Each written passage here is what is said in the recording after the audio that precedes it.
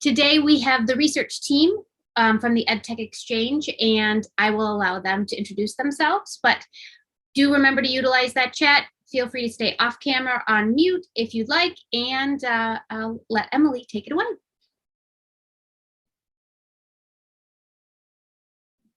Well, I'm actually going to pass the mic to Kate to really take it away.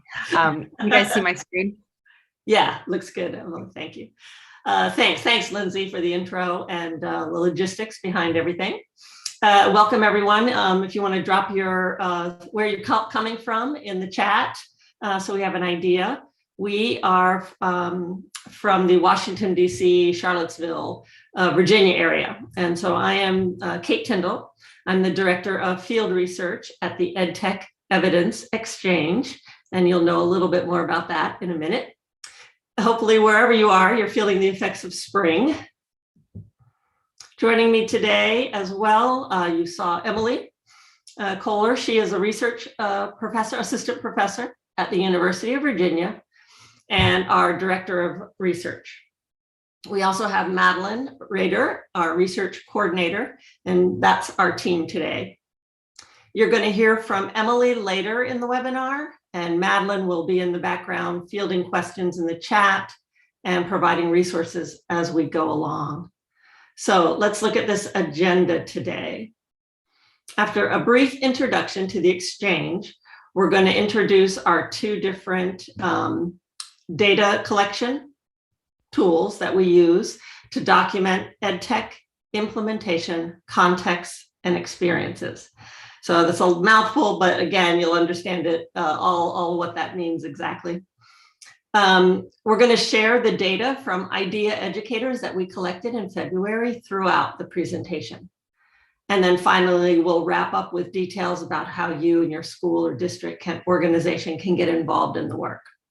So as we walk through our information today, as we've said several times, please feel free to use the chat feature and ask questions or make comments. We may not notice them right away if we're presenting, but Madeline will stop us and let us know there's a question, and we'll respond in the moment while it's fresh in everyone's mind. So in February, as I mentioned, Madeline and another colleague of ours, Christine, attended the IdeaCon conference in Illinois. And if you were there, you might have met them in person. They asked IDEA educators to complete 2 surveys that we have and to allow them to share their experiences with education technology. As you can see in the picture, Christine and Madeline offered lots of sweet and salty snacks. We're known for offering food wherever we go. And for each survey completed, these 52 educators also received $20 in e-gift cards as a thank you for their time and lending their expertise to us.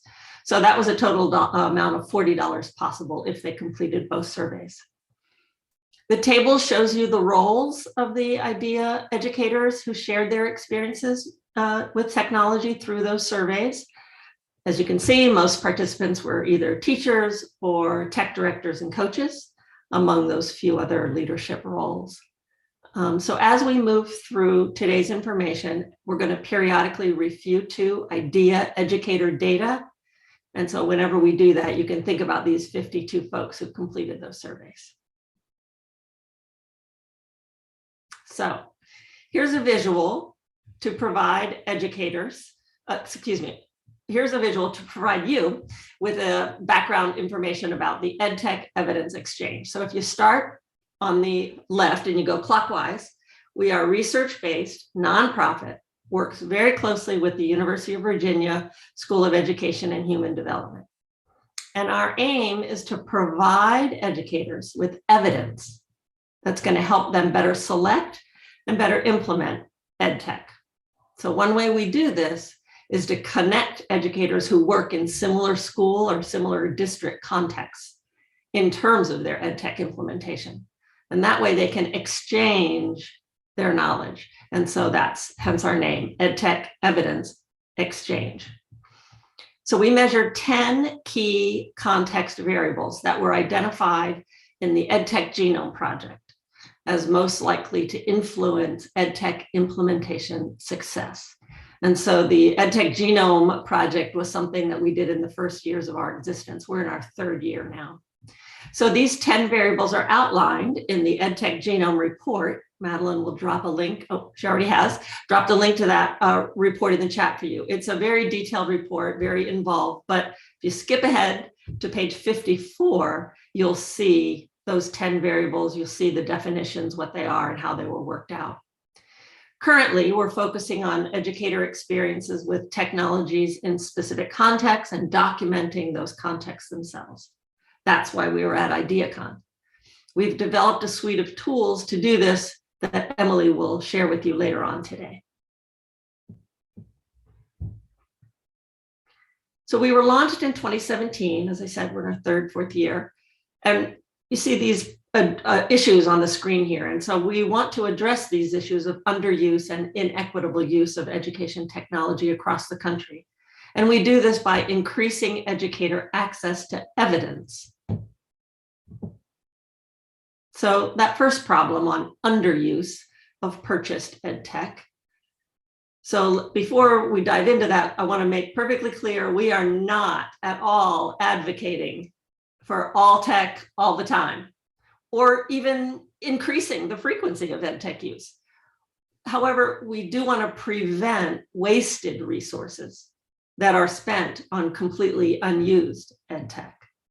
And so the data that you see here is from a Bright Bites report that suggests in 2018, which is obviously before COVID, in 50% of the apps, 70 to 100% of those licenses went unused, never opened, never used at all. So if you have any more recent COVID context analysis of this kind of data, please share that with us. We're looking for that as a reference point. So that was before COVID. When you consider the underused estimate in this report, and that 26 to 40 billion, with a B, billion dollars, were spent annually on ed tech before COVID, that represents an incredible waste of funds. And so our goal is to help educators select technologies that they're actually going to use. The second problem, the inequitable use, we're focused on that issue as well.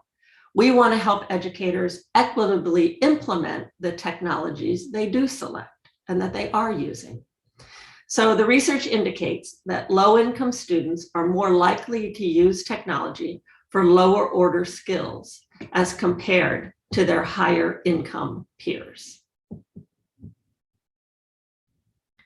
So here's one of those IDEA educator data. So think back to those 52 people. So given the data on inequitable use, we ask a question in one of our surveys about how educators are using a technology tool. And the survey allows them to choose up to 5 activities that they use with the technology that they're using with their students. So as we look at this IDEA educator data on the slide, 2 of the more often chosen activities are on the ends, right? Watching a demonstration and doing practice problems. So that aligns to some data we will share later about features of the technology the educators like, about the technology that they use.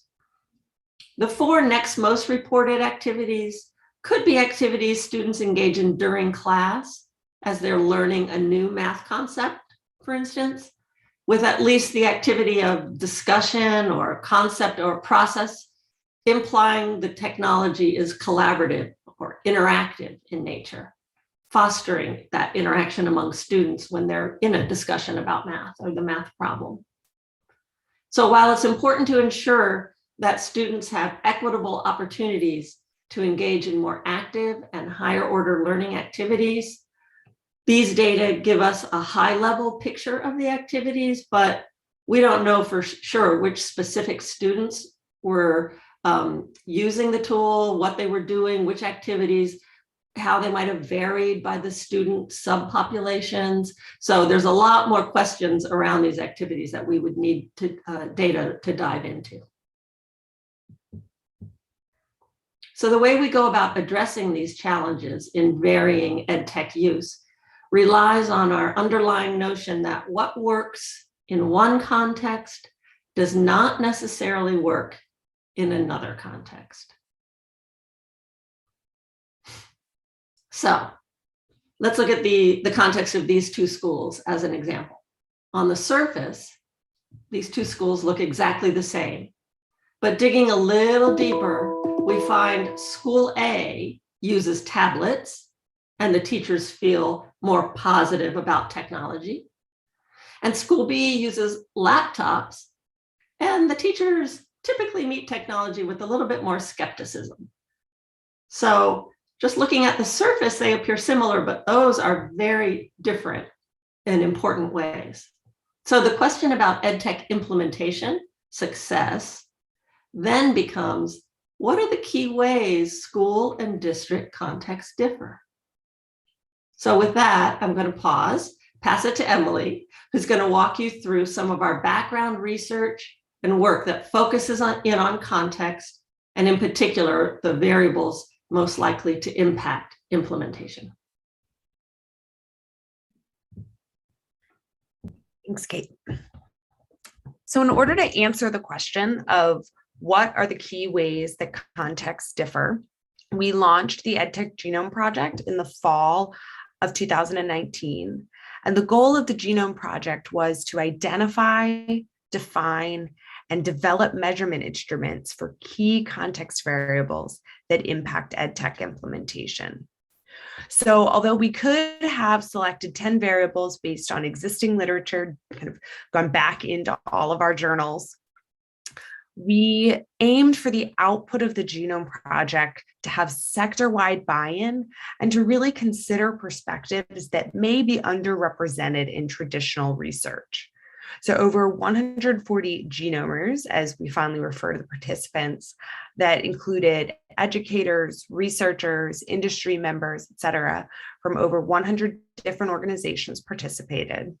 And we also included several educator feedback loops and an external equity review, which are detailed in the full report Madeline shared.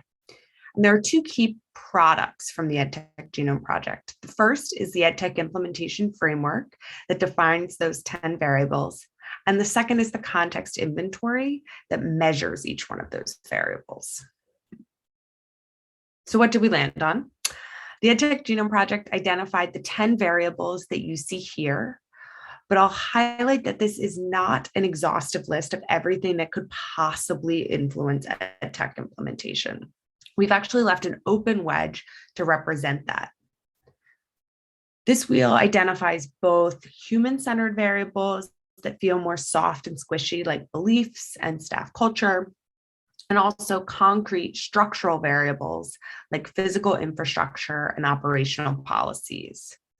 So for each variable, there's a short definition, a long definition, and a measurement instrument. And together, those 10 measurement instruments make up the EdTech context inventory I just described. So the EdTech context inventory is the first survey that IDEA educators completed when participating this past month in data collection. So what you see here are the results of IDEA educators' responses to the teacher beliefs and knowledge instrument. And this gives you an example of the type of data that we're collecting. So each instrument has 3 to 6 subscales, which lets us dig a little bit deeper. And here we have 4 subscales shown. So the first 3, which are teachers' beliefs about technology, teachers' experience using technology, and teachers' knowledge about technology, are more isolated components. The 4th subscale, effective teaching with technology, combines those to evaluate effective use of technology to support student learning.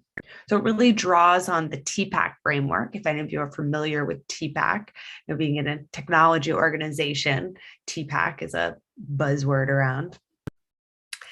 And interestingly, IDEA educators felt pretty positive about their beliefs and their isolated skills using technology. They felt they were responding more positively to questions that were about the fact that technology can support student learning or that they do know how to use individual technologies.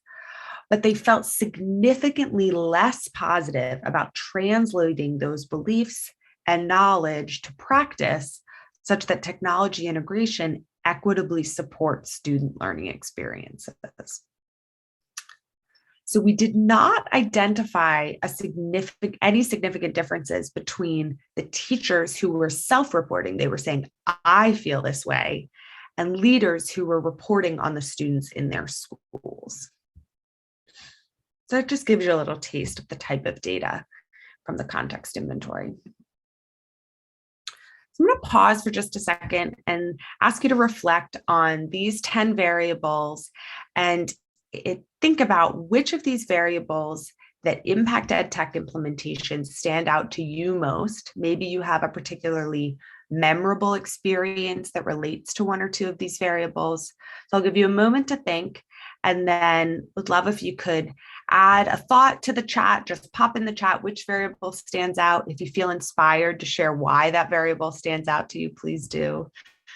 So I'll put my former teacher hat on, give a moment of wait time, and look to see if anyone has some feelings about a specific variable.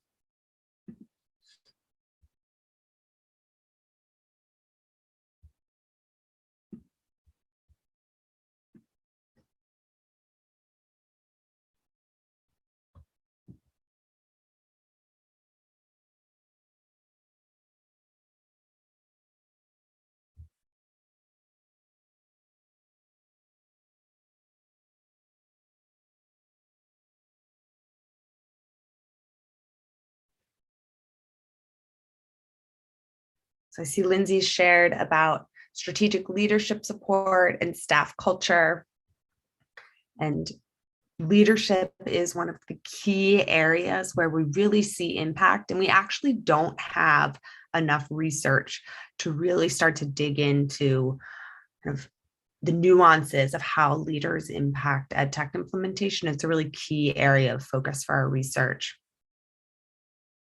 Amanda talking about implementation systems and processes, which is a huge bucket. And I'll share that as we were working on the Genome Project, that working group for implementation systems and processes actually really struggled to kind of, quote, stay in their lane. You mentioned here, Amanda, that it really impacts professional learning, and absolutely. I had several conversations with them about how would we really differentiate those variables, because implementation processes really do kind of touch on so many of these areas, right? And professional learning, Valerie, absolutely. Professional learning was probably one of the easiest to pick, that it had to be on the list. Great. Well, thank you all for sharing. I know I think almost anyone who looks at this wheel tends to be drawn to one variable or another, and can think back on how that connects to your experience. So what I'm showing here is just an example of the definitions for one variable. Here is competing priorities. So we have the short several sentence definition over on the left side, and then a long definition. Most of those long definitions are more like 1 to 2 pages. And these definitions are designed to be used by educators. So educators reviewed those short definitions, gave us feedback. And for example, the KIPP Charter Schools has actually taken these materials up into their EdTech support materials and is working on creating kind of additional resources that draw on these definitions.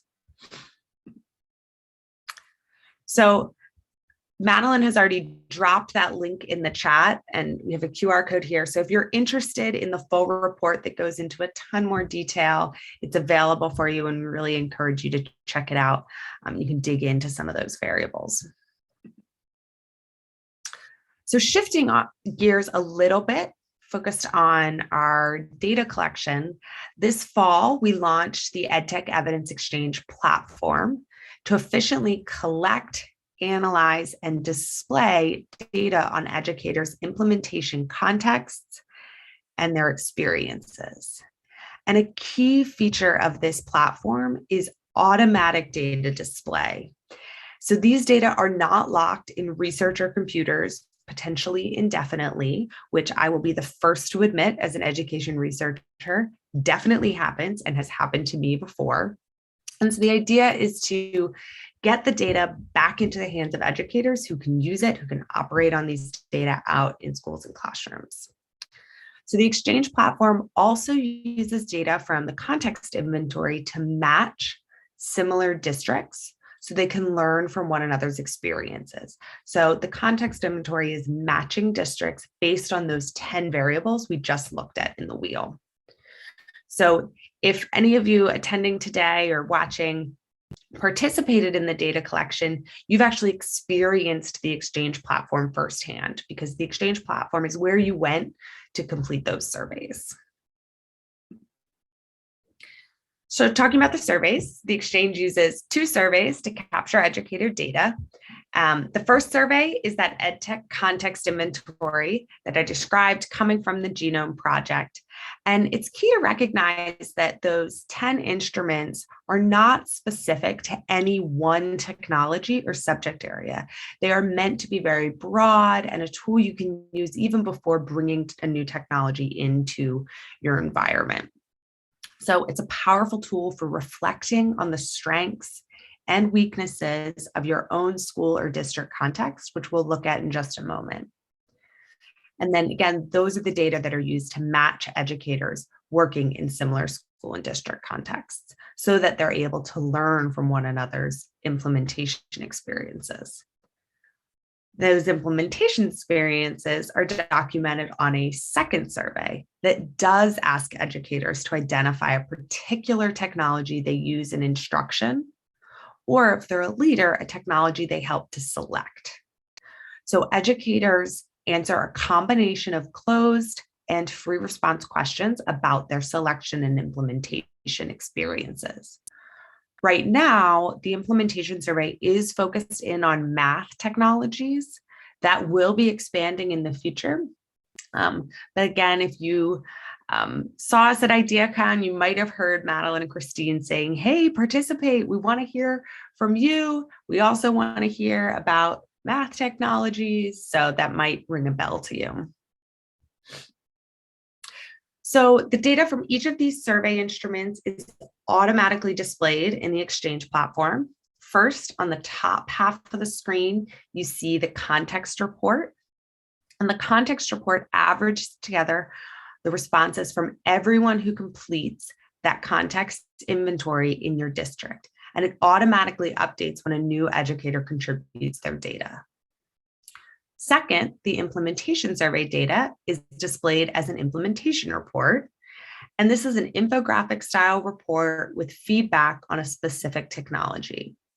So the implementation reports are available in 3 formats. We have individual reports, which is showing you one educator's experience, district reports, which are averaging together the experience of everyone in one school district, and tool reports, which are looking across everyone who's participated and shared their experiences in the platform and averaging together their experiences with one technology. So we're going to look at a few use cases for these data and then dive into more data from IDEA educators. So one use case for the data from the district context report is informing systems level improvements based on insights related to 10 key EdTech implementation context variables. So this is what I mentioned, where that context inventory data is really helpful for reflecting on strengths and thinking about how you might leverage those strengths and identifying weaknesses or opportunities for growth and planning for systems level improvement. Think about, okay, where should we direct our attention prior to implementing a new technology to help that implementation be most successful? So what you see on the screen here is actually what this looks like in the Exchange platform. And this is a district context report. So again, it's averaging together all the responses from educators in one district, and those 10 variables. And the top of the image shows the 10 variables. So this is the same variables that were in the wheel before. So in this example of the infrastructure and operations variable, the three darker orange bars indicate that educators responded more positively about those components of their district's infrastructure and operations. So these data suggest that the district provides for both remote and school access to devices and internet connectivity. You can also see pretty positive responses about the data systems in the school. However, it's clear that the district does not provide any form of remote support to ensure that students are actually able to take advantage of that access. So likely students whose families are less technologically savvy or less available to help them will be at a disadvantage in this context. So this identifies a targeted area for systems improvement.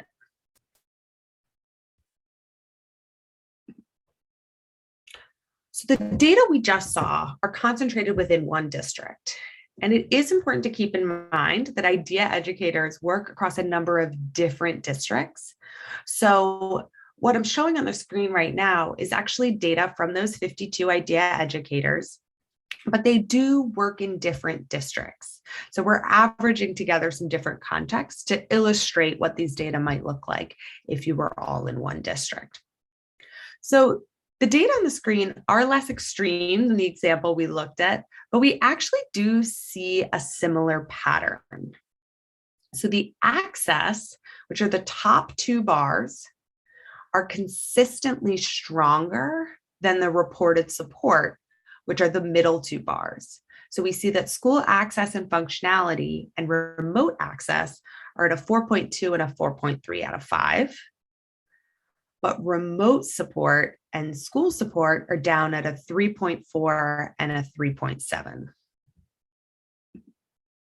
So you might wonder how this varies between the different educators who completed the survey. So what I've added on the screen here are the standard deviations, which measures the differences between educators' responses. And we can see again that support is showing the most variation between the different educators who responded to the context inventory. So there seems to be more variety in the support available for educators and students as opposed to their access to technology. Access was more consistent, particularly school access to technology was more consistent across IDEA educators who responded to the context inventory. So you might also wonder how this varies between educator roles. And we compared the responses of IDEA educators who are leaders versus IDEA educators who are teachers. You can see that the one difference that came out is the extent to which they reported positively on school support. So leaders reported a 4.0 out of 5 on average, while teachers reported a 3.3 out of 5 on average. So were we to be looking in one district, this would be a really valuable difference to unpack. We'd want to start to ask questions around, is it truly that support isn't available? Or are teachers potentially unaware of the available support? So this would really direct attention for some probing and questions, and a place you would want to really dig in before you tried to launch a new technology in a school or district to set that technology up for success. So the second survey that we collected on is the EdTech Implementation Survey, which are described as collecting information about a specific technology that a teacher or leader is implementing in their school. So the data we just looked at were from the context inventory, and now we're shifting to take a look at the implementation survey. And here we're seeing a snapshot of a district implementation report. So this report averages together the experience of all the educators in one school district who reported on the same tool. So the display on the right shows how frequently educators reported this tool for different activity types. We looked at some similar data from IDEA educators right at the opening of the talk today. And we know that low-income students are more likely to use technology for that rote drill and practice style of activity, but only 20% of the educators identified using the tool for this type of practice activity. 90% of the educators reported using the tool for somewhat higher level activities that ask students to consider, interpret, apply, or create with the math technology. So in case you're doing the math here, educators can pick more than one activity, so it does add up to more than 100% there. So these are just some sample data in here that's showing you the type of information you might see in an implementation survey. We do see that 30% of educators report using this tool specifically for students performing below grade level. So it would be valuable to dig into how educators are using the tool with various student groups. Again, going back to what Kate mentioned about, it's really important to kind of dig in and unpack some of these data, but it gives you a signal of where to look. So talking about digging into data, we're going to dive a little bit deeper into the feedback that IDEA educators provided on specific tools. So we're continuing to show means across a number of different tools here, but data within the platform would let you focus in on one tool. So I described one of the displays for that implementation report is by tool. So that lets you identify, say, for example, Dreambox Learning, which was one of the top 5 reported on by IDEA educators. You could look at how did all of the educators in the platform feel about Dreambox Learning. So if you haven't already participated, you do still have the opportunity to register and share your experiences. And this will actually also give you access to the data in the platform. So you could go in and dig around and see how educators feel about each of these tools that's listed over on the left. And there are actually far more tools in the platform that weren't reported on by IDEA educators in particular. So the list of technologies on the left, as I mentioned, is all of the tools or are all the tools that IDEA educators reported on. And the most commonly reported on technologies are in bold orange. So one of the questions we ask educators is how likely would they be to recommend the technology to another educator working in a similar school or district context? This is really similar to a net promoter score that gets used in business all the time to say, would you recommend it to a friend, basically? And the average responses are pretty positive. There is a wide range in responses. And again, when we look at that standard deviation, which is a measure of the variation between the different educators who responded, it's really big. But it's also clear that leaders tended to be more positive and more likely to recommend tools than teachers who are actually using them in classrooms with their students. So again, thinking about that difference between the teachers and leaders be really key to unpack where you'd be using these data and reflecting on an implementation in your own school or district.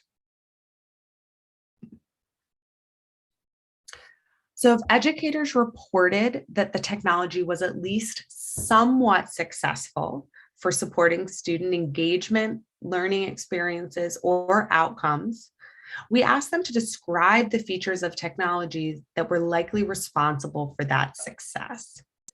So these are a few of the themes that came out of those educator responses. Kate mentioned how the activities educators described map on to some of these features. An example is the access to visuals and videos for demonstrations. So one of the most commonly identified activities was watching a demonstration, which aligns to this feature. So we can see that educators are consistent in what they're reporting. They're identifying an activity, and then when we ask them to describe down the line on what are the features of a technology that supported those positive outcomes they're seeing. They're reflecting back on those activities and the ways in which they use the technology. So educators also commonly identified the adaptive nature of technology, which is something that's been consistently supported in the literature as a really valuable function of technology that can support student learning when it's implemented properly. And they also identified students being engaged with the content. So some of the gamification that we see with education technology, educators were drawing on those concepts and reporting that students liked things like games and badges and choices. We also saw a key strength of ease of use and access is really critical, and educators were highlighting that.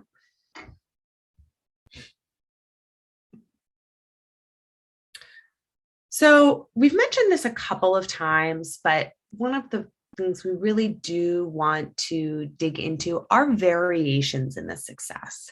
So educators have an opportunity to report on their perceived success at a high level. And we want to dig in and start to unpack, are all students having the opportunity to engage with the technology in a way that supports their learning? So we ask educators, did success vary by student populations?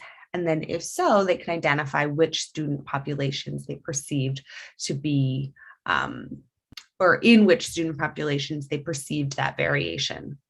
So there's fairly even division between educators who reported that student success did vary by population, which is that light blue wedge of the circle, and those who reported that success did not vary by population, which is the dark blue section. However, the largest portion of educators weren't actually sure, and that's the orange section, which suggests the need for additional ways to evaluate success in a real area of support. We think about, what do we want educators to be able to evaluate? And we do really want to support ways in which that they can understand, is there a variation in the way that my students are engaging with this technology, which helps them identify potential inequities in the way technology is being used or the way students are engaging. So the table over on the right shows the students that were identified as populations for whom their success did vary, and variations focused on the student's performance in relation to grade level, as opposed to additional classifications, including English as a second language, students being identified as special education, or students identified as gifted and talented. So the implementation survey also asks about some of those nitty-gritty logistics questions you might have when you're planning to use a new technology. So first, we ask about the time it takes to initially plan the implementation. So on average, across all of the educators from IDEA who responded, they spent about 40 to 60 minutes initially planning. But we see a really big range in responses across technologies. So everywhere from 0 to 10 minutes to initially plan, all the way up to 4 to 5 hours. That is an outlier up there at 4 to 5 hours for initial planning, as our standard deviation is down in the 20 to 30 minute range. So most educators were somewhere between 20 minutes to an hour and a half-ish.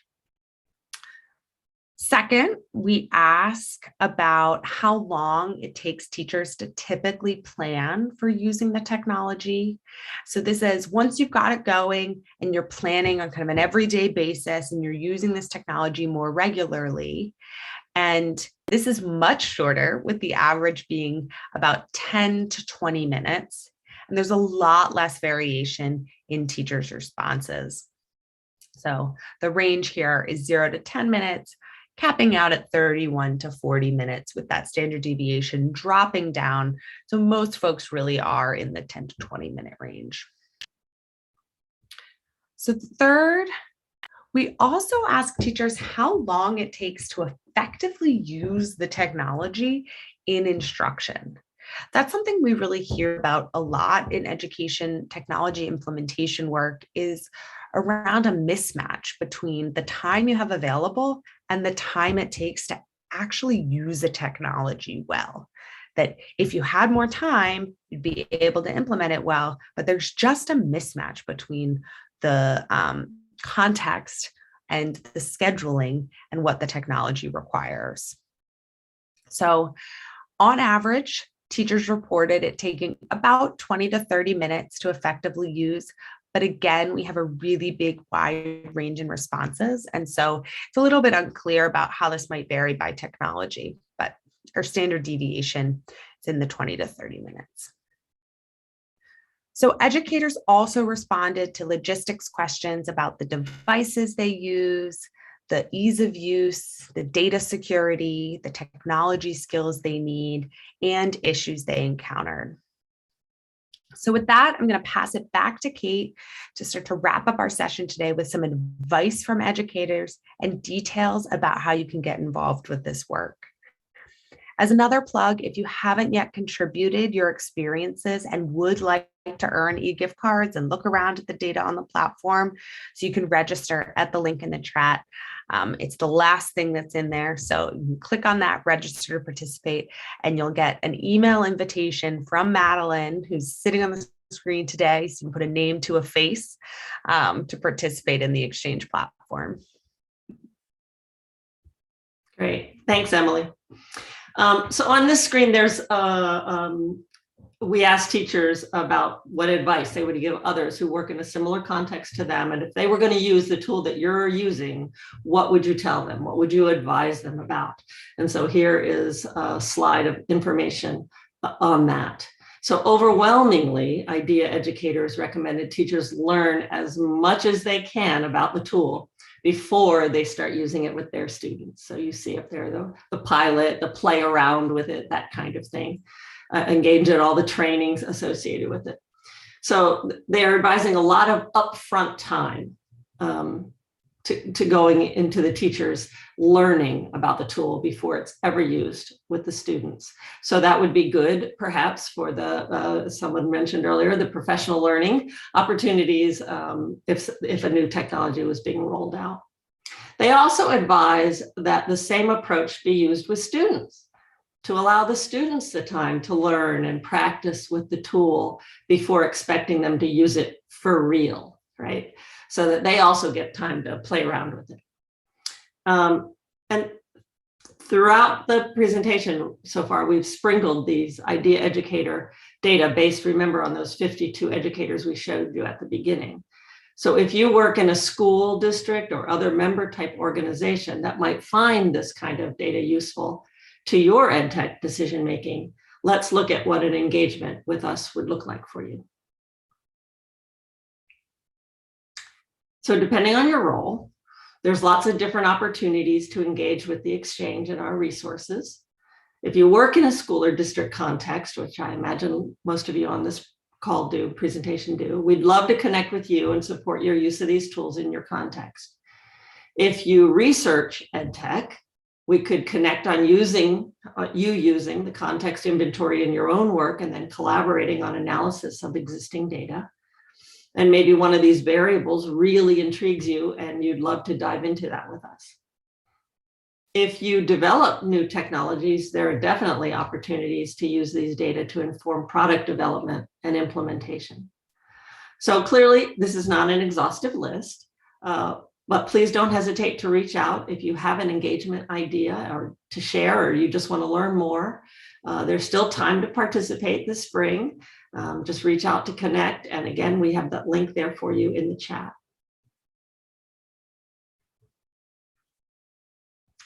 So we do like to create partnerships as we move forward with the data collection. Partnerships seem to work better, and the data ends up being more meaningful to you.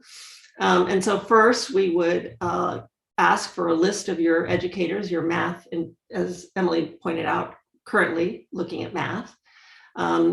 Educators who use technology or make decisions around that technology.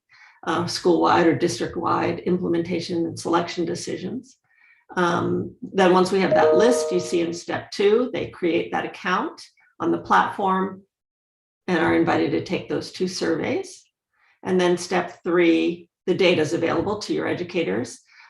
We provide those aggregated reports that Emily went through. You can then use those data points in decision-making about technology. Anyone who takes the surveys automatically has access to the aggregated report. So not just the leaders in the organization, the teachers as well. Not that teachers aren't leaders, but everybody, anyone who takes the survey has access, immediate access to the reports. So very different, as Emily said, from usual research where you have to wait for the study results to be published. This allows you the access to the data to use the evidence to support your EdTech decisions, hence EdTech Evidence Exchange, our idea of connecting educators with their ideas to each other. And so this slide provides a visual of those steps where you create the profile. It says, "Hi, Emily," and then opens up the context inventory for you. And when that is completed, you get your e-gift card and then opens up the next survey for you. If you're a math person, opens up the second one for you. And once you've completed the second one, again, you get that automatic e-gift card. So that's it. So if you have questions or ideas in the chat, and love to hear from you, either through the registration or through our emails. We are highly responsive whenever we get any kind of communication from folks. We're very excited about the work that we do. We find it to be very meaningful for educators, and we really are committed to including educators, teachers, practitioners in all aspects of our research to make sure that this data is available to them since they're the ones using it.